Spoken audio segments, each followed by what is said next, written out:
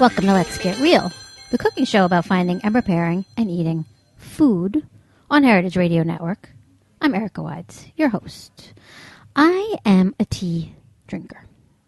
Yep, in the morning I get up and I drink myself a giant mug of good English black tea with a little bit of milk in it. A proper cuppa, as they say. Now, at times throughout my life, I've been more of a coffee person, and I've been a tea person, but tea is really my thing now, and probably forever.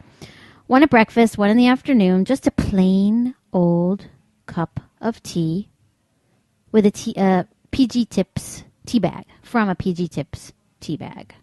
Not iced lemon diet flavored Arizona tea in a can, and not raspberry cherry flavored diet Snapple tea in a bottle. Tea from a tea bag. I'm a simple girl. I like the clean taste of tea. It tastes like tea, the way tea is supposed to taste. Somewhat tannic, bitter, a little bit floral, maybe, an adult kind of taste, like wine.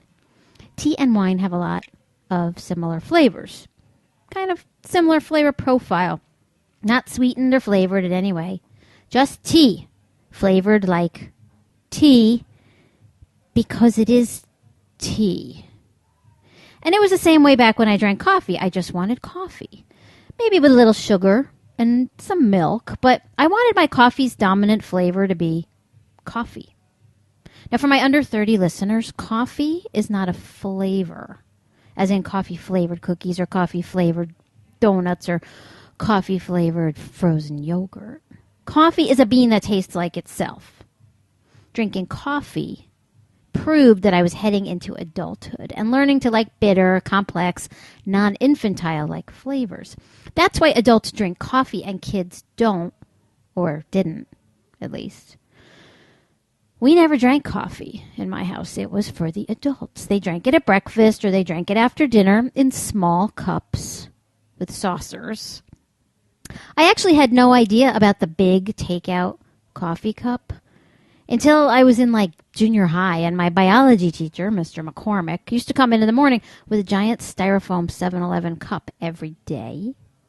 And I remember thinking to myself, why isn't he drinking his coffee at home like my parents do? Does he not know how to make coffee or something? Where's his wife?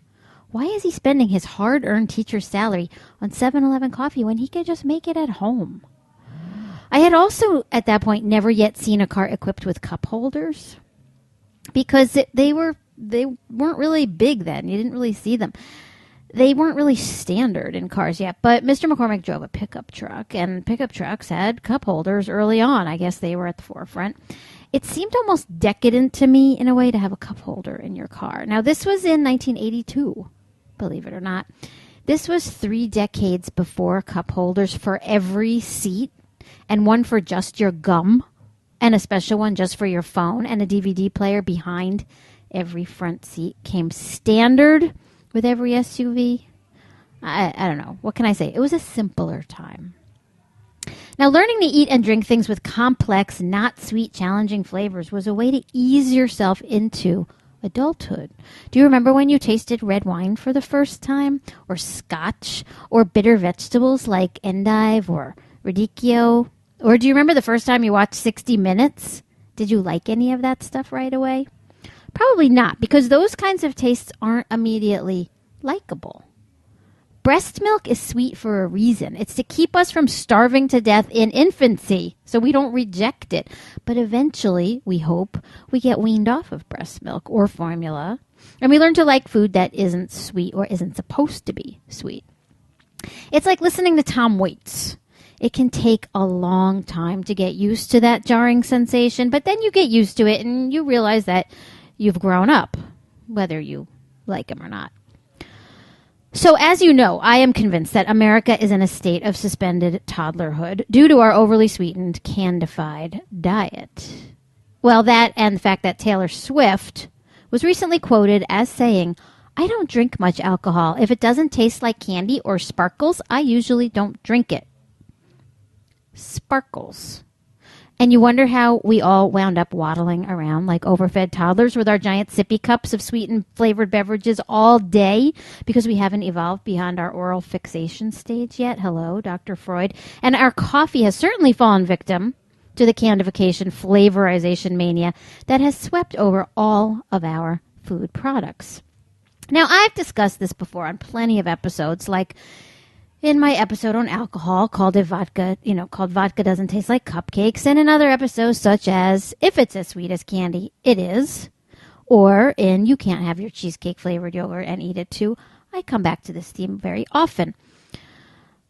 So we can't just have food X now. It has to be other food Z flavored food X. It's like what I talked about last week when I did a show on frozen food. You can buy frozen food and still be the right kind of people.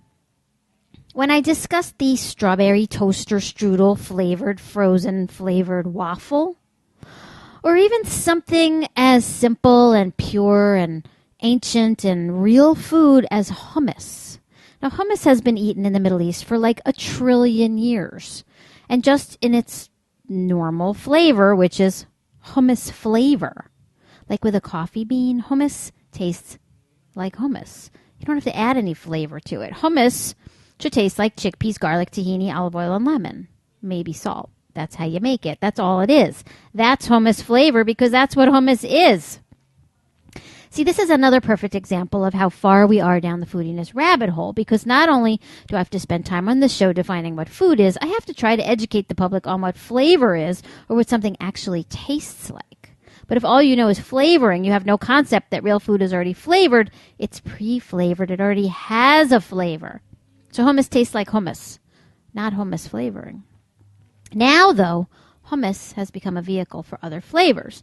And I read an article recently about the explosion in hummus consumption in the U.S., which, by the way, I think is great because hummus is food, not foodiness, and it's a very good food. And if flavoring it is the way to get people to eat it, then fine and dandy. But that people don't actually realize that hummus is hummus flavored. It's a thing, an unflavored thing, like salmon.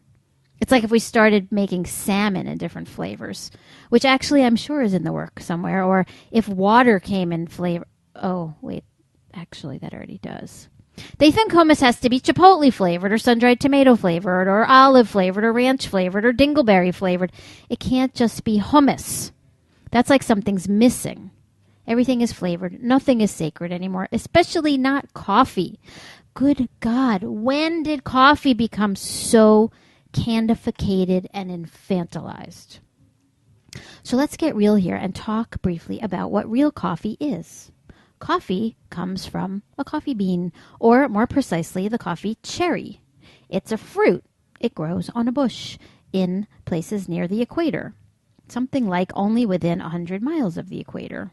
I'm not sure if that number's right. But it's a fruit, and the seed of that fruit is the coffee bean. You can also eat the fruit. It's called the coffee cherry. It doesn't have much flavor, but it's pretty good. That seed gets harvested. The fruit is removed from it. It gets roasted. It gets ground. Then you pour almost boiling water over it, and that's how you make coffee. That's what coffee is. But of course, foodiness can't leave food alone, so it had to start flavoring coffee so we would forget what coffee tastes like. Now, I remember the first flavored coffees to come along. The first one, I think, was hazelnut. It tasted chemically to me. I never liked it. I grew up eating hazelnuts. It didn't taste like hazelnut. Because I think I learned to like coffee after I went to Europe for the first time, which is the way I learned to like beer, by drinking it in Belgium for the first time. And when I went to Europe for the first time in high school, I tasted really good coffee. Flavored coffee simultaneously started to become a big thing right around the same time in the 80s. Now, my roommate in college, Tracy, she liked her hazelnut coffee, and she was also really big on Victoriana, you know, like tchotchkes from the Victorian era, and she collected Victoriana with a furor, and she crammed it into our tiny East Village apartment with mad abandon. And then she also used to like to get really high and then clean all her Victorian junk while listening to Harry Nilsson albums. You can Google Harry Nilsson. Those were some good times back then. And then the hazelnut coffee just opened the floodgates, And now it's the same thing with coffee. It can't be just coffee-flavored coffee. Coffee has become merely the neutral base for a whole array of chemically derived added flavorings, same as hummus, or water, or vodka, or yogurt, or waffles, or tea, or chips, or cereal, which is already flavored, or peanut butter, all which have succumbed to the flavoring many-headed hydra. Or if the coffee itself isn't flavored, the coffee bar would have a whole array of flavored syrups in beautiful colors with a rainbow of flavors. This was more in the 90s. And they would add a pump of raspberry chocolate or almond vanilla or coconut cream or whatever other mixologist fantasy combination you could dream of to add to your coffee. Now, before Chelsea in Manhattan sunk into corporate chain store hell on earth, I lived there, and there was a great cafe in Chelsea called Big Cup, which I used as my living room, basically, for a while when I lived in a freezing cold, teeny tiny studio on West 24th Street, way before West Chelsea became what it is now. And they served good coffee and good tea in big cups and had nice, comfortable couches and lots of magazines, and there were lots of very beautiful gay men to look at. And most importantly, there was a payphone from which I could check my messages because I was freelancing at the time. Yes, it was before cell phones, and you would have to call your home answering machine and pick up your messages from a payphone. Now, Big Cup had that array of bottles of syrup, and I remember looking at them because the colors were so pretty and the choices were so wide. And I remember not being able to decide which flavor to try because I'm not good with wide array of choices. I only need a few choices. So I probably chose to drink tea instead. Now, Chris says that he, when he also lived in the neighborhood, still does, would order his chocolate raspberry flavored coffee. He would get it on the way to go fact-checking at Entertainment Weekly or Us Weekly magazine, print magazines where he used to work.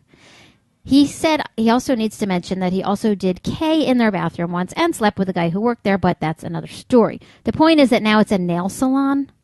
And as Chris likes to point out, nobody is making memories at nail salons.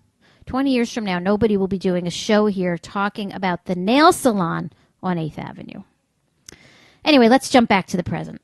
I desperately needed an iced coffee last week during the freak heat wave that we had here in New York, and I was a little bit short on cash. Now, I do drink iced coffee on hot summer afternoons, even though I am a tea person. So I went into a deli instead of going into someplace like a Starbucks because I wanted to spend $1, not $4.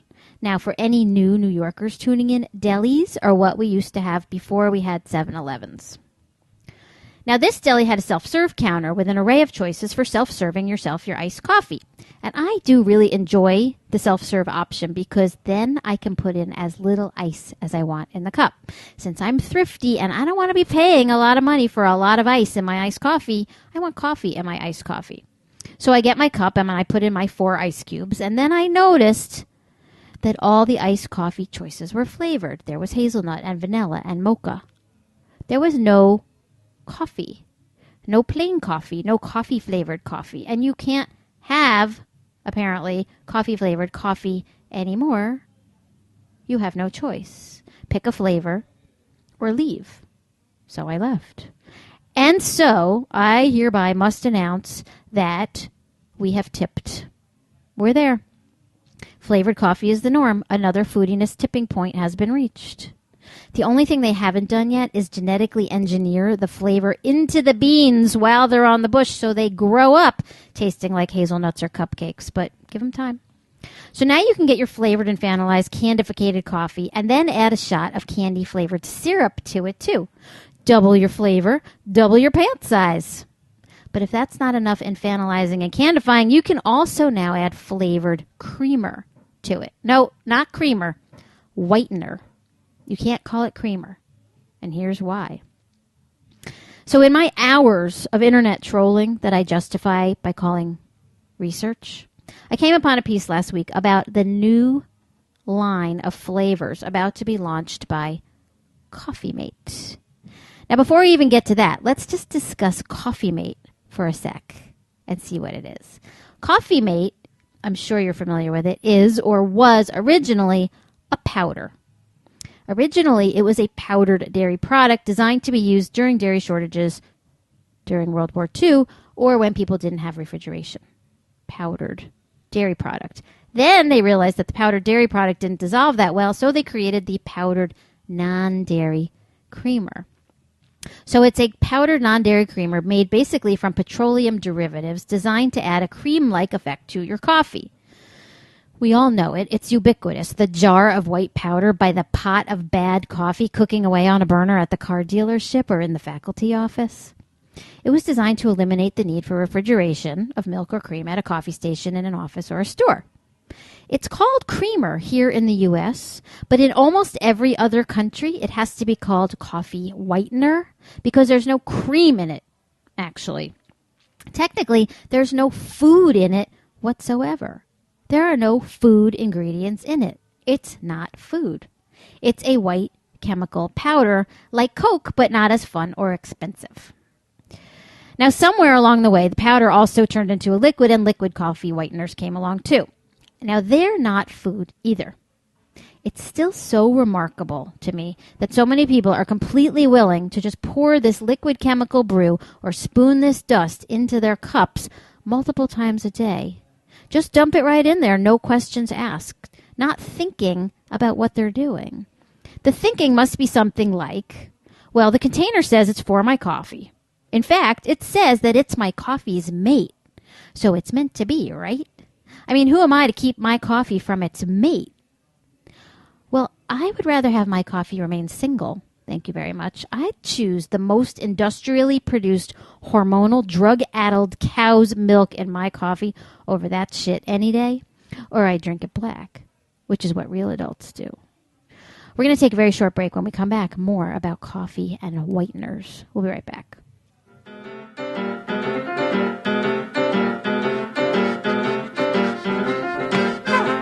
This song is called Carolina Peach by the California Honey Drops on the heritageradionetwork.org.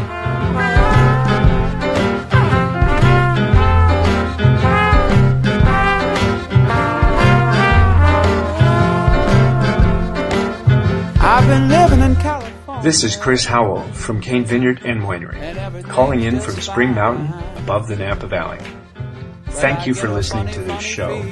In our industrial world of highly processed food and wine, we support the values of Heritage Radio Network. All of us at Cane encourage you to seek out individuality and beauty in everything you eat and drink. To learn more about us, go to cane5.com. I really taste the same. I'm talking about a sweet, sweet, sweet, sweet. Welcome back to Let's Get Real, the cooking show about finding, repairing, and eating food on heritageradionetwork.org. I'm Erica White, your host. Anyway, so in my research this week, I came upon an announcement that Coffee Mate is launching a new line of flavors. Yes, we've all known forever that plain old white flavor whitener isn't enough anymore, and that the whiteners are now available in a long list of flavors. This is not new. We know about the flavors. There are almost 30 different Coffee Mate flavors, for that matter. And they come in powdered form and liquid form, and they don't contain any actual food ingredients and are basically the chemical equivalent of mixing powdered laundry detergent and paint pigments into your coffee. But hey, if actually buying, refrigerating, and pouring milk or cream are too challenging for your weak, sippy cup clutching paws, then go for it. If you enjoy corn syrup solids and powdered hydrogenated vegetable oils and silicates and titanium dioxide and artificial flavoring and chemical fragrances in your cup of joe, who am I to judge? I mean, I drink tea, for God's sakes, and you can't trust tea drinkers either. I mean, look at China. So Coffee Mate this week introduced their all-new line of flavors to add to their existing line of delicious gourmet flavors like the classic amaretto, or Belgian chocolate toffee, or cafe mocha, or caramel macchiato, or hazelnut, of course, or cinnamon vanilla creme, coconut creme, Irish creme, Italian sweet creme, whatever that means, creamy chocolate, creme brulee, French vanilla, original, the Coke classic of Coffee Mate, peppermint mocha, sweetened original, that would be the new Coke of Coffee Mate, vanilla caramel, vanilla latte, vanilla nut, white chocolate, caramel latte, and so many more. And then there are the holiday flavors, which I didn't even get into. Now, WTF is up with the latte and the macchiato flavors. Latte just means milk in Italian. And macchiato means stained, as in an espresso stained with a dab of steamed milk. So this artificially flavored non-dairy product is making milk-flavored fake milk to simulate milk-based drinks. And what does the Irish creme taste like? Alcoholism and freckles? It's like the new remake of The Great Gatsby, which is, according to Chris, my co-producer, who was forced to actually see it this weekend in 3D no less, says is like a video game version of The Great Gatsby. It's like Gatsby artificial flavoring. The point is that in the film, which does still take place in the 1920s, they don't listen to jazz. They listen to gangster rap in the 1920s. So kids today will see this film and think that people were listening to gangster rap 100 years ago, thereby wiping out the fact that jazz ever existed. This is Orwellian newspeak at its finest. So you don't have a choice but to listen to the computerized, manufactured, totally artificial or alternative. Coffee Mate flavored like vanilla caramel flavored cream is like the gangster rap soundtrack in the new Gatsby, i.e. jazz is to gangster rap as half and half is to creme brulee flavored Coffee Mate. Get it? If you don't blame Chris, that was his anecdote. And now, the moment you've been waiting for, the Foodiness Award of the Week, the Golden Uncrustable, this week, goes to the newest line of non-dairy coffee whitening chemical slurry. The new flavor line launching this week from Coffee Mate is Girl Scout Cookie Flavored Coffee Mate. Yes, those brilliant flavorists and chemical engineers at Nestle have done it again. Taken an already flavored manufactured product, the Girl Scout cookie, reduced it down to a chemical flavor profile derivative, and added it into another chemical flavor derivative delivery system. Brilliant! The Girl Scout cookie itself is an artificially flavored chemical avatar of something which was once simply a handmade, naturally flavored baked good. I mean, what are cookies? Flour, butter, sugar, eggs, maybe some vanilla or nuts or chocolate added for variety. But a Girl Scout hasn't baked a cookie for sale in probably 60 years. Now they're scaled up from mega manufacturing into the artificially flavored, trans fat-filled, guilt-powered moneymakers that they are today. And make money they do. I mean, who can say no to a cute little Girl Scout? Or more likely to her mom or her dad who are shilling them at the office for her. I was a Girl Scout, for Christ's sakes, and I sold those goddamn cookies. And so those once humble homemade cookies with their innocent little toasted almond bits or coconut shreds or precious droplets of real vanilla extract or peppermint oil or pure cocoa that were made by hand have been put through the foodiness factory and turned into their manufactured modern doppelgangers, which in turn are then reduced down to their chemical flavor profile and added to a synthetic manufactured derivative of a dairy product. We've gone down the rabbit hole, straight through the bottom, back out the other side of the earth, and are now hurtling into space.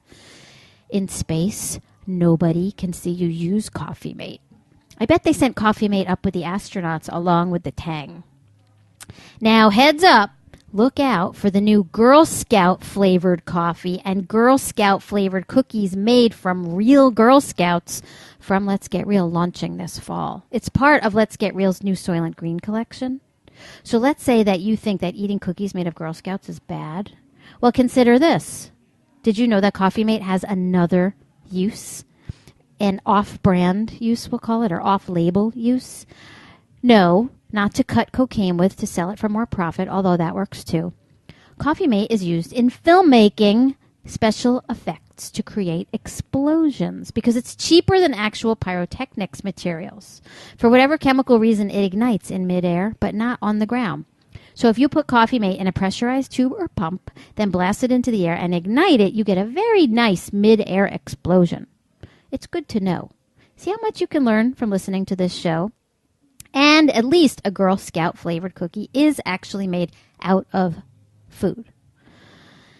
And as if we couldn't go any lower or things couldn't get any weirder, here's another tasty tidbit of foodiness that my research staff, me, unearthed this week. Coffee Mate now makes a line of products called Coffee Mate Natural Bliss in flavors like low-fat chocolate, sweet cream, and vanilla. Know what's in them? Cream. Yeah, cream, low-fat milk, and sugar, plus artificial flavoring in the chocolate and vanilla versions. So, wait a second. This is a product whose very existence, whose reason to be, is to replace a dairy product. They built a billion-dollar empire on non-dairy coffee whitening products, and now they introduce a line of milk, sweetened milk. Like what you get if you put milk and sugar in your coffee, but all in one bottle. I'm not sure what the point even is of this product. Why not buy milk or cream? This one confuses me too much. I think I need to go have a big cup of tea and figure this one out. The tea I drink just tastes like tea. And that's all I want. Tea-flavored tea. Like so many colors on the spectrum of our wide and varied American way of eating, coffee has refracted out in that same rainbowy way. For people who don't care about chemical consumption and are driven by their infantilized, candified palates, we have the flavored coffee, flavored creamer crowd. For the more old-school, traditional American cup of joe crowd, the corner coffee cart / deli coffee drinkers, both of which are definitely an endangered species, as you can't Foursquare that you're at the corner coffee cart and you don't get rewards points at your local deli. The teenagers and the morbidly obese, of course, have the Starbucks and Dunkin' Donuts dessert-style coffees disguised, or dessert disguised as coffee-style drinks. Think frappuccinos and caramel lattes. And then the hipster, urbanite, single-bean, pour-over, cold brew, artisan, Berkeley, Brooklyn, Portland types with the suspenders and the waxed mustache crowd have their blue bottle, single origin, single bean, single brew. You know who you are. The fetishists.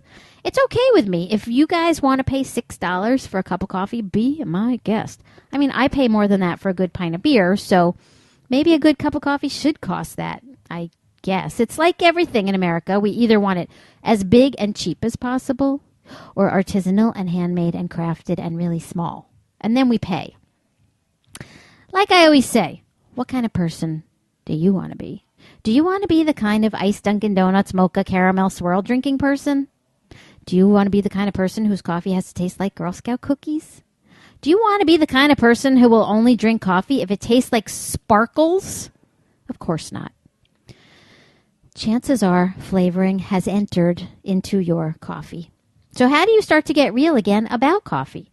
How do you get used to coffee that tastes like coffee again and not like pumpkin pie flavored or maple bacon flavored or like peppermint mocha Christmas cookie flavored?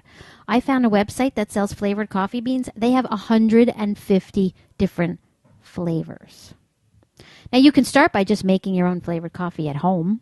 You can add some organic milk or half and half and a little sugar, a little raw sugar if you must. But being able to drink it black should be your eventual goal, just as a test of adulthood. Then you can keep putting the milk in it or the cream or the half and half. It's okay. You just want to pass that test first. You want to prove to yourself you can drink it black. It's coffee boot camp. If you must order out and you live here in New York, try going to the deli or one of those corner cart guys and just ordering old school New York style coffee.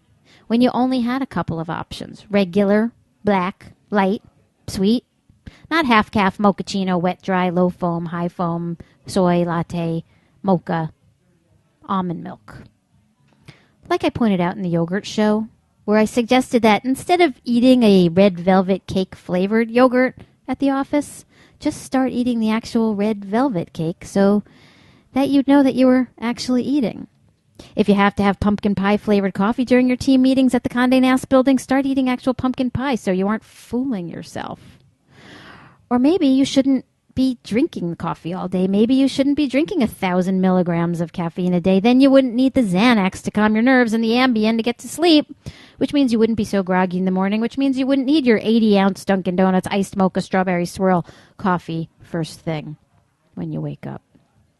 So if you want to eat food and drink coffee like an adult, and not sip on 10,000 calorie coffee flavored, like artificially flavored Girl Scout cookies every day, and you want to be the right kind of people, you really should get up in the morning, pour yourself a big cup, and keep tuning in to Let's Get Real, the cooking show about finding, preparing, and eating food. That's all the time we have for tonight. Thanks to Joe in the control room. Thanks to Chris Nutter, my co-producer. And thanks to Ben Kaplan for the great theme music. I always forget to mention you. We will be back next week with an all-new show about, guess what? Tea, because it's National Iced Tea Month. Thanks for listening. Find us on Facebook. Follow me on Twitter at Let's Get Real Show. And we will see you next week. Now go to bed.